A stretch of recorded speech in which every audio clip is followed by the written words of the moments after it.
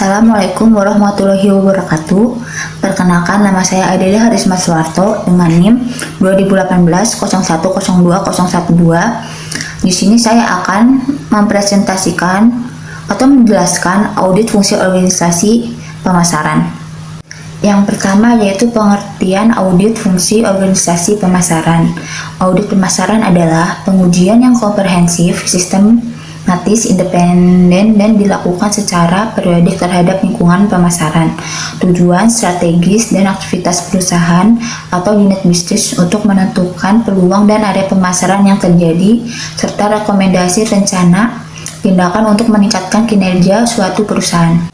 Audit pemasaran merupakan suatu tinjauan formal dan sistematis yang ada pada strategi dan rencana pemasaran yang diambil oleh perusahaan. Audit pemasaran ini dapat dilakukan secara eksternal oleh auditor independen dan dapat serta dilakukan secara internal oleh bagian manajemen atau manajer pemasaran. Arti dari pengauditan sendiri adalah menguji catatan-catatan dokumen dan prosedur yang ada serta mengidentifikasi permasalahan yang ada di dalam perusahaan atau yang terjadi pada pelanggan maupun supplier dalam hubungan interaksinya dengan perusahaan kita. Selanjutnya yaitu tujuan audit fungsi organisasi pemasaran. Tujuan utama audit pemasaran adalah untuk mengidentifikasi ancaman-ancaman pemasaran yang dihadapi perusahaan dan merencanakan perbaikan yang diperlukan untuk mengeliminasi ancaman tersebut. Tujuan audit pemasaran adalah untuk melihat seberapa baik perusahaan dalam menerapkan konsep pemasarannya, serta menciptakan nilai bagi konsumennya dalam tingkat laba. Dengan melakukan audit pemasaran atau marketing audit, akan memungkinkan manajemen melihat lebih jauh di luar ramalan penjualan dan peramalan pangsa pasar, sehingga perusahaan dapat lebih berkembang daripada perusahaan yang tidak melakukan audit pemasaran. Manfaat audit fungsi organisasi pemasaran. Manfaat yang diperoleh dari audit ini adalah hasil audit dapat memberikan gambaran yang objektif tentang kinerja pemasaran perusahaan dan berbagai kekurangan yang terjadi dalam pengelolaan upaya pemasaran yang masih memerlukan perbaikan. Rekomendasi yang diberikan auditor dapat menjadi alternatif solusi atas kekurangan yang terjadi sehingga perbaikan-perbaikan yang diperlukan segera dapat dilakukan. Selanjutnya, jenis audit fungsi organisasi pemasaran. Di sini terdapat dua jenis, yaitu audit fungsional atau vertikal dan audit menyeluruh atau horizontal. Audit fungsional atau vertikal yaitu audit yang dilakukan terhadap beberapa aktivitas dari departemen pemasaran seperti periklanan atau penjualan dan membuat analisis terhadap bagian-bagian yang diaudit tersebut. Yang kedua yaitu audit menyeluruh atau horizontal, yaitu audit yang dilakukan terhadap keseluruhan dari fungsi pemasaran perusahaan. Berikutnya yaitu ruang lingkup dan aspek apa saja yang diaudit. Yang di sini ada 6. Yang pertama yaitu audit lingkungan pemasaran, mencakup penilaian terhadap pelanggan, pesaing, dan berbagai faktor lain yang memiliki pengaruh terhadap perusahaan. Auditnya meliputi aspek lingkungan makro seperti ekonomi, teknologi, sosial, dan politik.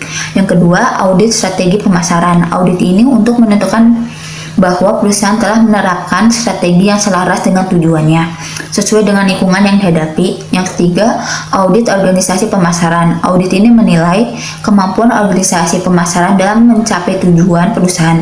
Audit ini menentukan kemampuan tim pemasaran secara efektif berinteraksi dengan bagian-bagian lainnya seperti litbang, keuangan, pembelian, dan sebagainya. Yang keempat yaitu audit sistem pemasaran. Audit ini menganalisis prosedur yang digunakan perusahaan untuk memperoleh informasi apakah perusahaan telah memiliki metode yang memadai atau tidak untuk digunakan mengerjakan tugas-tugas rutin di bidang pemasaran. Yang kelima yaitu audit produktivitas pemasaran. Audit ini menganalisis produktivitas dan profitabilitas produk, kelompok pelanggan, atau unit analisis yang lain di dalam pemasaran. Analisis biaya pemasaran adalah salah satu metode untuk menganalisis profitabilitas dan produktivitas pemasaran. Yang terakhir yaitu audit fungsi pemasaran. Audit ini merupakan audit vertikal atau analisis secara mendalam terhadap setiap elemen bauran pemasaran seperti produk, harga, distribusi, tenaga penjualan, periklanan, promosi, dan lain-lain. Apa saja yang diaudit? Pertama itu ada macro environment audit, marketing strategi audit, marketing organisasi audit, marketing sistem audit, marketing productivity audit, marketing function audit, dan tax environment audit. Yang pertama yaitu macro environment audit, yaitu audit terhadap faktor eksternal perusahaan yang mencakup penilaian terhadap politik ekonomi, sosial, teknologi, alam, atau lingkungan, dan legalitas yang ada di kota atau provinsi tempat perusahaan tersebut. Yang kedua yaitu marketing strategi audit. Audit ini bertujuan untuk menentukan bahwa perusahaan telah menetapkan strategi yang selaras dengan tujuannya, sesuai dengan tekanan bisnis yang dihadapi. Beberapa strategi pemasaran yang harus diaudit adalah terkait dengan branding dan makro strategi atau terkait komunikasi pemasaran kepada masyarakat. Selanjutnya yaitu marketing organisasi audit. Audit ini menilai kemampuan departemen marketing dalam sebuah perusahaan, apakah mereka mampu mencapai tujuan perusahaan secara efektif atau efisien atau tidak. Marketing sistem audit. Audit ini menganalisis prosedur yang digunakan perusahaan untuk memperoleh informasi perencanaan dan pengendalian operasional pemasaran. Hal ini berhubungan dengan penilaian apakah perusahaan telah memiliki metode yang memadai atau tidak untuk digunakan mengerjakan tugas-tugas rutin di bidang pemasaran, khususnya yang terkait lintas divisi. Selanjutnya, marketing productivity audit. Audit ini menganalisis produktivitas tim pemasaran yang ada. Dibutuhkan penilaian KPI, Key Performance Indicator, agar setiap di dalamnya bisa mencapai hasil yang optimal. Marketing function audit. Audit ini merupakan audit vertikal atau analisis secara mendalam terhadap setiap elemen bauran pemasaran seperti produk, harga, distribusi, tenaga penjualan, perikanan, promosi, dan lain-lain. Oleh sebab itu, yang perlu diaudit di sini adalah job description dari seluruh tim yang ada di dalam departemen marketing. Yang terakhir yaitu tax environment audit. Aspek marketing audit yang terakhir adalah terkait checklist pekerjaan rutin harian tim marketing. Supaya lebih tepat sasaran, tim marketing harus dilengkapi dengan daily checklist agar tidak terlalu terlambat apabila sudah mendekati akhir bulan ternyata capaian KPI masih jauh dari target. Selanjutnya, metode audit fungsi organisasi pemasaran. Di sini ada 4. Yang pertama yaitu task force audit, yaitu audit yang dilakukan terhadap beberapa aktivitas dari departemen pemasaran seperti perikanan atau penjualan dan membuat analisis terhadap bagian-bagian yang diaudit tersebut. Yang kedua yaitu audit from above. Top manajemen secara langsung yang melakukan audit terhadap keseluruhan dari fungsi pemasaran perusahaan seperti direktur utama dibantu oleh tim internal auditnya. Yang ketiga yaitu outside auditor, yaitu perusahaan menunjukkan konsultan atau auditor eksternal yang merupakan orang luar perusahaan agar hasil auditnya bisa seobjektif mungkin dan bebas dari kolusi. Yang terakhir yaitu self audit. Dalam hal ini, tim yang ada di departemen marketing akan diaudit berdasarkan monthly report yang mereka buat di akhir bulan. Yang melakukan audit adalah manajer marketingnya sendiri. Tahapan audit fungsi organisasi pemasaran. Yang pertama yaitu internal data collection. Yang kedua audit objektif. Yang ketiga customer profiling. Yang keempat yaitu value proposition, yang kelima yaitu company journey, dan yang keenam competitor branch marketing. Step pertama, internal data collection. Mulai dari lokasi perusahaan, data penjualan, jumlah karyawan, tanggal pendirian, sejarah perusahaan atau kronologi perusahaan seperti merger, divestasi atau akuisisi. Yang kedua yaitu audit objektif, misalkan untuk meningkatkan jumlah pelanggan, meningkatkan visibilitas perusahaan, meningkatkan atau mempertahankan pangsa pasar yang telah dicapai dan berdiferensiasi dari pesaing.